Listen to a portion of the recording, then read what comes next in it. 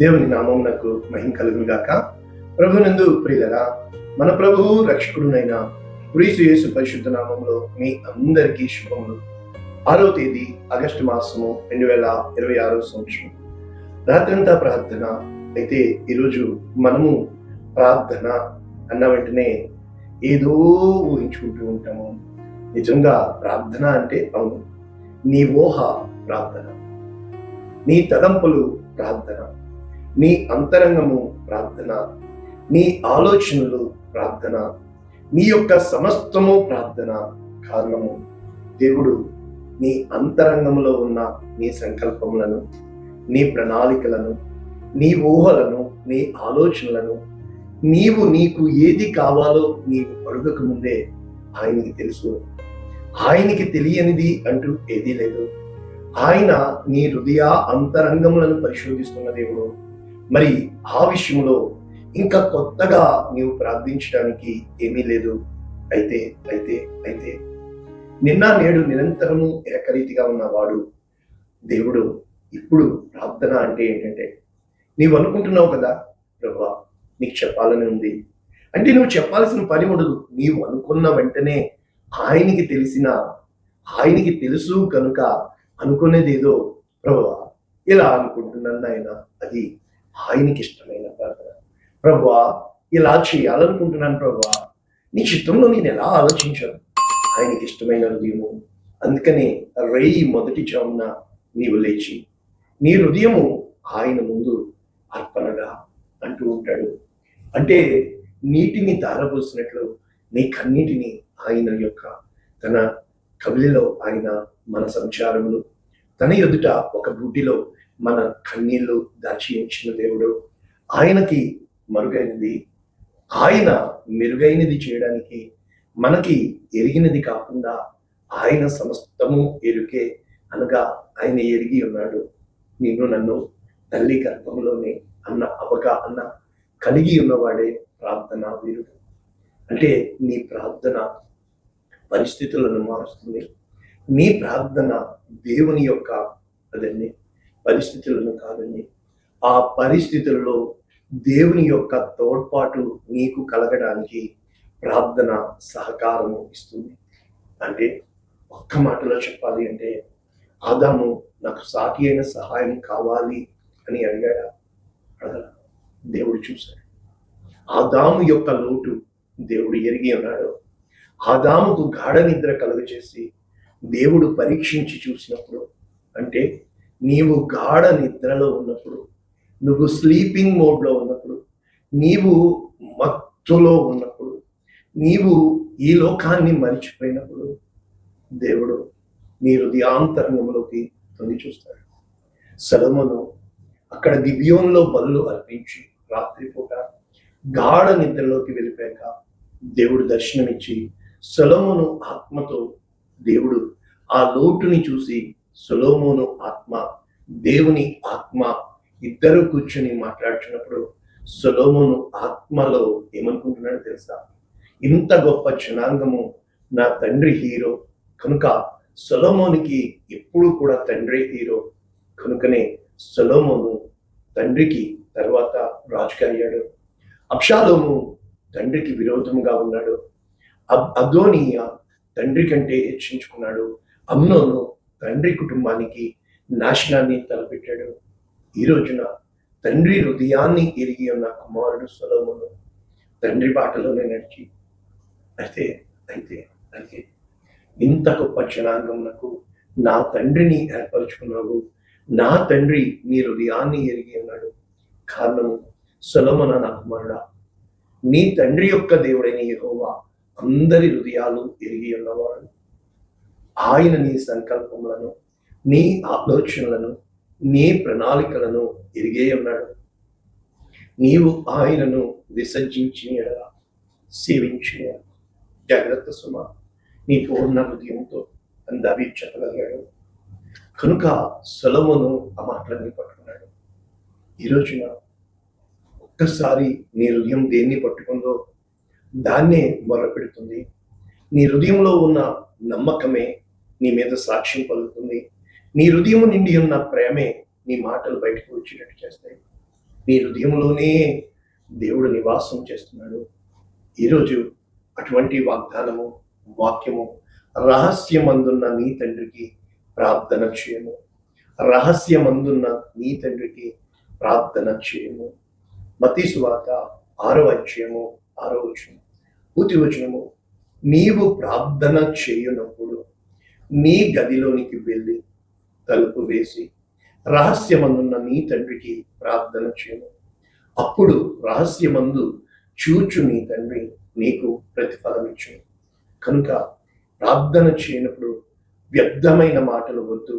కనుక ఆయన ఏమి ఉన్నావో అంటే మీరు అడుగక మునిపే మీకు అక్కరగా ఉన్నవి ఆయనకు తెలుసు.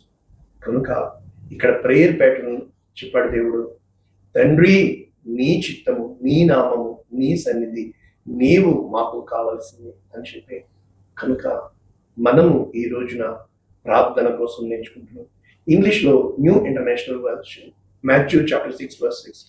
When you pray, నువ్వు ప్రార్థించినప్పుడు గో ఇంటూ యువర్ రూమ్, మొట్టమొదట నీ గదిలోనికి నువ్వు వెళ్ళి, రెండవది క్లోజ్ ద డోర్ అంటే ప్రజలకి మరుగై ఉండి దేవునికి ఎరుగై ఉండి, మూడవది to pray your father who is unseen, ఆయన కనబడడు కనుక, then your father who sees what is done in secret అంటే నీ తండ్రి మరుగైనది ఏది లేదు కనుక నీవు రహస్యమున చేయుచున్నది నీ తండ్రి చూచువాడు కనుక విల్ రివార్డ్ యు.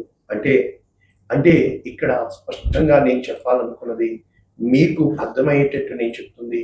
రహస్యమునను చూచు నీ తండ్రి కాదు, నీవు ఏది రహస్యమో అని దాచిపెడుతున్నావో, ఏది రహస్యముగా చేస్తున్నావో, దేనిని ప్రజలకు తెలియదు కదా అని చెప్పి మరుగు చేస్తున్నావో, ఆ మరుగైన దానిని బయటికి తీసేవాడే దేవుడు. ఖచ్చితంగా నా జీవిత సాక్ష్యంలో నేను చూసి మీకు సాక్ష్యం పలుకుతుంది. ఏది మరుగు చేయబడదు, సమస్తము తేటగా బయటికి వస్తుంది. ఏది కూడా దాచబడినా కూడా దాచలేవు. చెవులలో రహస్యంగా చెప్పబడింది, సంత వీధులలో బహిరంగముగా ప్రకటించబడుతుంది. కాబట్టి ఈ రోజున ప్రార్థన కోసం మనం నేర్చుకోబోతున్నాం. ఆల్రెడీ ఇన్ని పాయింట్స్ మనము ప్రార్థన కోసమే నేర్చుకున్నాం. అంటే ప్రార్థన అంటే మీకు అవసరమైన వాటిని లిస్టుని చదవడం కాదు, దేవుడు చెయ్యాలి అన్న వాటిని చెప్పడం కాదు, దేవునిని బ్రతిమిలాడడం కాదు. ప్రార్థన అనేది దేవునితో పంచుకోవడమే ప్రార్థన. అంటే దేవునితో సంభాషణ చేయాలి అని అంటే నీలో ఆయన, ఆయనలో నీవు, ఇద్దరూ కలిసి కూడి సమ్మతముగా. ఇద్దరు కలిసి కూడి సమ్మతముగా అంటే సమ్మతి లేకుండా ఇద్దరు కూడి నడుస్తారా? కనుక ఒక ఒప్పందము మీద జరిగేది ప్రార్థన. ఒకరి గెలుపు అంటే ఒకరు ఖచ్చితంగా ఇంకొకరికి సమర్పించుకోవాలా, ఖచ్చితంగా ఇంకొకరు ఆ కార్యాన్ని చేయాలా, ఇది ప్రార్థన. ఇంకా చెప్పాలి అంటే ప్రార్థన అంటే మొట్టమొదటి పాయింట్, ఆయన పరిశుద్ధుడు, ఆయన నామము ఘనమైన నామము అంటే ఆయన హెచ్చింపబడాలా, మనము తగ్గింపబడాలా. రెండవది నీ రాజ్యము వచ్చును గాక, నీ చిత్తము జరుగును గాక అంటే మనము అనుకున్నది కాదు, మనము ఆశించిన ఈ లోకము కాదు, పరలోక రాజ్యములో దేవుడు ఏ విధముగా పరిపాలిస్తున్నాడో మన హృదయ రాజ్యములో దేవుడిని ప్రభువుగా, యజమానుడిగా, మన ఇష్టాన్ని కాక ఆయన ఇష్టాన్ని మనము అర్థము చేసుకోవడానికి ప్రయత్నించే సమయమే ప్రార్థనా సమయం. ఇంకా చూడాలి అంటే ఇక్కడ చెప్పబడుతుంది, మాకు కావలసిన అనుదిన ఆహారము నేడు అంటే ఇప్పుడు మన అవసరతలు ఆయనకి చెప్పుకుంటూ, నీవిచ్చావు ప్రభువా, తల్లి గర్భంలో నేను జన్మించక ముందే నా తల్లి రొమ్ములో పాలు సిద్ధపరిచిన దేవానికి వందనాలు, బండలో నీళ్లు సిద్ధపరిచిన దేవానికి వందనాలు, ఆకాశము నుండి మన్నాను కురిపించిన దేవానికి వందనాలు, నాకు ఆహారము పానీయము కావాలని గుర్తెరిగిన దేవానికి వందనాలు అని మనకి అవసరమై ఉన్నవి ఆయన ఇస్తాడు అని, ఇచ్చాడు అని కృతజ్ఞత కలిగి ఉండేది ప్రార్థన. ఇక ముఖ్యంగా ప్రభువా, నేను మనిషిని, దుష్టు నుండి నన్ను తప్పించు, తప్పించు, తప్పించు, తప్పించు, నన్ను తప్పించు అని వేడుకొనేది ప్రార్థన. కారణము దుష్టుడు ఉన్నాడు అని గమనించేది, దేవుడు తప్పించగలడు అని గ్రహించేది, అర్థం చేసుకునేది. చివరిగా మేము క్షమిస్తున్నాము, కారణము నీవు మమ్మల్ని క్షమిస్తున్నావు, నీ హృదయము నాకు కావాలి కనుక ఆయన హృదయము, నీ హృదయము పెనవేసుకుని మనసారా హృదయమారా ఆరాధించి స్తుతించి ప్రార్థించి ఒకరిని ఒకరు అర్థం చేసుకునేది ప్రార్థన. ఏ రోజున అయితే ఈ విధమైన ప్రార్థన నీవు నేను కలిగి దేవునికి మొరపెడతామో, ఇక్కడ కొన్ని విషయాలు చెప్పాలి అని ఆశపడుతున్నాను. మొట్టమొదటిది, కనిపించని దేవుడు కాదు, కనిపించే దేవుడు కాదు, దేవుడు మరుగై ఉన్నాడు కాదు, రహస్యమున ఉన్నాడు కాదు. దేవుణ్ణి ఎలా చెప్పొచ్చు అంటే, తిమోతి రాసిన మొదటి పత్రిక 6వ అధ్యాయం 15వ వచనం, శ్రీమంతుడు, అద్వితీయుడు, సర్వాధిపతి, యుక్త కాలముల యందు ప్రత్యక్షతను ఇచ్చువాడు. ఆ సర్వాధిపతి అంటే సర్వానికి అధిపతి, రాజులకు రాజు, ప్రభువులకు ప్రభువు, సమీపింపరాని తేజస్సులో ఆయన మాత్రమే వసించుచు అమరత్వము గలవాడై ఉన్నాడు. చూసారా? అంటే ఆయన సమీపింపరాని గొప్ప మహిమలో ఉన్నాడు. మనము మంటివాళ్ళం, మనుష్యులలో ఎవడును ఆయనను చూడలేదు, ఎవడును ఆయనను చూడనేరడు. ఆయనకు ఘనత, శాశ్వతమైన ప్రభావము కలిగి ఉండును గాక. కనుక ఆయన అటువంటి గొప్ప దేవుడు అని సంపూర్ణముగా నమ్మడమే ప్రార్థనకి బీజము. ఇక్కడ మనము ఇద్దరి ప్రార్థనలు చూసి ముగించుకుంటే, మొట్టమొదట మోషే ప్రార్థన చూద్దాము. మోషే తన జీవితంలో 2 ప్రార్థనలు చేశాడు. మొట్టమొదటి ప్రార్థన మనం చూసినప్పుడు ఇక్కడ, అంటే నేను ఎంచుకున్న ఈ భాగం నిర్గమకాండము 14:14లో స్పష్టముగా మోషే చెప్తున్నాడు ప్రజలకి, యెహోవా మీ పక్షమున యుద్ధము చేయను, మీరు ఊరకయే ఉండవలెను. అంటే నువ్వు ఏ పరిస్థితిలోనైనా కూడా ప్రశాంతంగా ఉండడమే మొట్టమొదటి ప్రార్థన. మొట్టమొదటి ప్రార్థన నీవు ప్రశాంతముగా ఉండడము. కనుక యెహోవా మోషేతో, నీవేళ నాకు మొర్ర పెట్టుచున్నావు, సాగిపోడి అని ఇశ్రాయేలీలతో చెప్పాడు. అంటే మోషే ప్రార్థన చేస్తున్నాడు, దేవుడు చెప్తున్నాడు నువ్వెందుకు మొర్ర పెడుతున్నావు, సాగిపో. అప్పుడు దేవుడు చెప్తున్నాడు, నీవు నీ కర్రను ఎత్తి ఆ సముద్రము వైపు నీ చెయ్యి చాపి దానిని పాయలుగా చేయము. అప్పుడు ఇశ్రాయేలీలు సముద్రము మధ్య ఆరిన నేల మీద నడిచిపో. అంటే ప్రార్థన ఇక్కడ ఎలాగూ చేయాలో దేవుడు చెప్పాలనుకున్నవి చెప్తున్నాడు. నేను ఐగుప్తీయుల హృదయములను కఠినపరచుదును, మళ్ళా వారు వీరిని తరుగుతారు. నేను ఫరో వలన, సమస్త సేనల వలన, రథముల వలన మహిమ తెచ్చుకుందును, యెహోవానని ఐగుప్తీయులు తెలుసుకున్నారు. అంటే ఎప్పుడైతే మోషే దేవుని చిత్తాన్ని కనుక్కుంటున్నాడో, ఎదుట ద్వారము మూయబడి ఉన్నప్పుడు మనము తొందరపడి ఏం చెయ్యాలా అని అందరిలాగా కాదు, దేవుడు ఏమి చేయాలని ఇష్టపడుతున్నాడు అని అక్కడ స్పష్టంగా దేవుని చిత్తాన్ని ఎరిగి ఉన్నాడు. అయితే నిర్గమకాండం 31వ అధ్యాయం మనం చూసినప్పుడు చివరి వచనము ఎంత స్పష్టంగా ఉంది మనం చూసినప్పుడు, ఇక్కడ దేవుడు మోషేతో 40 దివారాత్రులు గడిపి, నాకు ఇశ్రాయేలుకు ఎల్లప్పుడూ అనగా యెహోవా భూమి ఆకాశములను సృజించి 7వ దినమున విశ్రమించాడు అని చెప్పి సీనాయి కొండ మీద మోషేతో దేవుడు మాట్లాడుతూ చాలించిన తర్వాత దేవుని వ్రేలితో రాయబడిన రాతి పలకలను అతనికి ఇచ్చి, అంత దేవుడు ప్రేమించినప్పుడు ఇక్కడ ఏం జరిగింది మనం చూసినప్పుడు స్పష్టంగా ఒక్క మాటలో చెప్పాలంటే 32:7 యెహోవా మోషేతో ఏమంటున్నాడు తెలుసా, నీవు దిగి వెళ్ళుము, ఐగుప్తు దేశము నుండి నీవు రప్పించిన నీ ప్రజలు చెడిపోయారు. కొంతకాలము మోషే లేకపోయేటప్పటికి వాళ్ళు చెడిపోయారు. నా జీవితంలో ఈ సాక్ష్యం జరిగింది. పరిస్థితులను బట్టి కొంతకాలము అప్పగించి నేను దేవుని చిత్తాన్ని కనుక్కోవడానికి, నా జీవితంలో దేవుడు ఏమి ఆశపడుతున్నాడు అని నేను ఆయన చిత్తాన్ని వెతకడానికి, ఎక్కడెక్కడ నేను ఏమేం చేయాలి అని నన్ను నేను సరి చూసుకోవడానికి వెళ్ళిన ప్రయాణంలో వెనక్కి వచ్చేటప్పటికి మొత్తం తలకిందులైపోయింది. వారు నేను వారికి నియమించిన త్రోవ నుండి త్వరగా తొలగిపోయి, నీ దేవుడు ఇతనే, వీళ్ళే రప్పించారు బయటికి, కనుక ఇదిగో వారు లోబడనొల్లని ప్రజలు. కనుక మళ్ళా ఇక్కడ చెప్తున్నాడు, నీవు ఊరకనే ఉండు, నాకు ఎందుకు మొర్ర పెడుతున్నావు?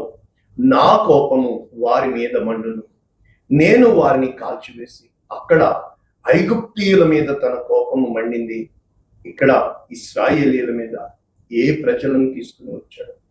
అక్కడ ఇక్కడ కూడా మధ్యవర్తి మోషే. అయితే మోషే దేవుని బ్రతిమలాడుకుంటూ, నీవు మహాశక్తి వలన, బాహుబలము వలన ఐగుప్తులోంచి తెచ్చిన ఈ ప్రజల మీద నీవు కోపము ఎందుకు పడుతున్నావు? వారిని కొండల్లో చంపేయడానికి, భూమి నుండి వారిని నాశనము చేయుటకు కీడు కొరకే వారిని తీసుకుని పోయినని ఐగుప్తీయులు ఎందుకు చెప్పుకోవాలి? కాబట్టి సంతాపపడము, నీ కోపము తగ్గించుకో. నీవు మాట ఇచ్చి ఉన్నావు కదా అబ్రహాము, ఇస్సాకు, యాకోబులకు, నీవు ఇచ్చిన మాటను జ్ఞాపకం చేసుకును. ఆకాశ నక్షత్రముల వలె నీ సంతానమును అభివృద్ధి చేసి మీకు ఇస్తానని ప్రమాణము చేసి, కనుక తాను చేస్తానన్న ఆ కీడు నుండి దేవుడు సంతాపం పొందాడు. ఇంకా మనము ముగించుకుంటే యాకోబు ప్రార్థనకి వెళ్తే ఆదికాండము 28:12 నుంచి మనకి గొప్ప దర్శనం తెలుసు. దేవుడు తన ప్రణాళిక అంతా కూడా యాకోబు ఒంటరి వాడైపోయి రాత్రి సమయమందు దేవుడు దర్శనమిచ్చాడు. అయితే యాకోబు నిద్ర లేచి, ఇక్కడ దేవుడు ఉన్నాడు, ఇది దేవుని మందిరము, ఇది పరలోకపు గవిని అని తెలిసి అక్కడ బేతేలు అని పేరు పెట్టి ఏమని ప్రార్థించాడు? నేను తిరిగి నా తండ్రి ఇంటికి క్షేమముగా వచ్చినట్లు దేవుడు నాకు తోడై ఉండి, నేను వెళ్ళుచున్న ఈ మార్గంలో నన్ను కాపాడి, తినుటకు ఆహారము, ధరించుటకు వస్త్రములు నాకు దయచేసిన ఎడల యెహోవా నాకు దేవుడై ఉండును, నిశ్చయముగా 10వ వంతు నేను చెల్లించదను అని మొక్కుకున్నాడు. ఇదే యాకోబు ఇప్పుడు మనం చూసినప్పుడు తిరిగి వస్తున్నాడు. ఆదికాండము 32:9, నా తండ్రి అయిన అబ్రహాము, నా తండ్రి అయిన ఇస్సాకు దేవా, నీ దేశమునకు, నీ బంధువుల యొద్దకు తిరిగి వెళ్ళుము, నీకు మేలు చేసేదనని నాతో చెప్పి ఉన్నావే. నీవు నీ సేవకునికి చేసిన సమస్తమైన ఉపకారములకు, సమస్త సత్యమునకు నేను ఏ యోగ్యత లేనివాడిని. నా చేతి కర్రతో మాత్రమే ఈ యొర్దాను నాటిని, నేను ఇప్పుడు 2 గుంపులైతిని. ఏశావు నుండి నన్ను తప్పించుము. నువ్వు చెప్పావుగా, నేను నీకు తోడై నిత్యముగా మేలు చేయొచ్చు, లెక్కింపలేని విస్తారమైన సముద్రపు విస్తారమైన ఇసుకవలే అని తాను సంపాదించినది అంతా ఇచ్చివేసి ఒంటరిగా ఆ రాత్రి అక్కడ ఉండిపోయాడు. అంటే ఇక్కడికి ఏ దేవుణ్ణి ఎలా ప్రశ్నించాడు? నన్ను క్షేమముగా తిరిగి తీసుకుని వచ్చి, నన్ను కాపాడి, నాకు మేలు చేసి, నాకు కావలసిన ఆహారము. ఇప్పుడు ఆ రాత్రి అతడు లేచి మొత్తము ఇచ్చివేసి, తనకు కలిగినది అంతయు పంపివేసి, యాకోబు ఒక్కడు మిగిలిపోయాను. అయితే తెల్లవారు వరకు యాకోబు పోరాడాడు. అప్పుడు ఆ గెలవకపోటు చూచి తొడగూటి మీద దెబ్బ తగిలినా కూడా, నన్ను ఆశీర్వదించితేనే కానీ నిన్ను పోలేను. అప్పుడు నీ పేరేమిటి అని అడిగినప్పుడు, నీవు దేవునితో పోరాడి గెలిచినవి ఇశ్రాయేలు, ఇక మీదటి నీవు యాకోబు కావు. కనుక ఈ రోజున ఈ వాక్యం మీద నీవు దేవుని చేత ఇశ్రాయేలు అని చెప్పగలుగుతున్నావా? అక్కడ బేతేలు, ఇక్కడ పెనూయేలు, నేను దేవునిని ముఖాముఖిగా చూచితిని. ఈ రోజున ప్రార్థన యొక్క విలువలు ఇవి. ప్రార్థన నేను రూపాంతరం చెందించాలి. ప్రార్థన నీకు విజయాన్ని ఇవ్వాలి. ప్రార్థన నీకు సమస్తమును ఇవ్వాలి. ప్రార్థనతో అసాధ్యమైనది ఏది లేదు. ప్రార్థనకి సమస్తము సాధ్యము. నీవు నమ్మి, విశ్వసించి, పరీక్షించి, రుచి చూచి. ఎప్పుడైతే నువ్వు పరీక్షించి, రుచి చూచి విశ్వాసము ఉంచుతావో, మన బిడ్డల భవిష్యత్తు దేవుడు చూశాడు. ఆయన మనతో ఉన్నాడు. ఆయన పేరు ఇమ్మానుయేలు దేవుడు. దేవుడు కృప చూపించుగా. పరిశుద్ధుడా, ప్రేమ కలిగించాడు విత్తబడిన ఈ వాక్యము అనేక మందికి ఆశీర్వాదం. యేసు నామములో దీవిస్తున్నాము తండ్రి. ఆమేన్. God bless you all.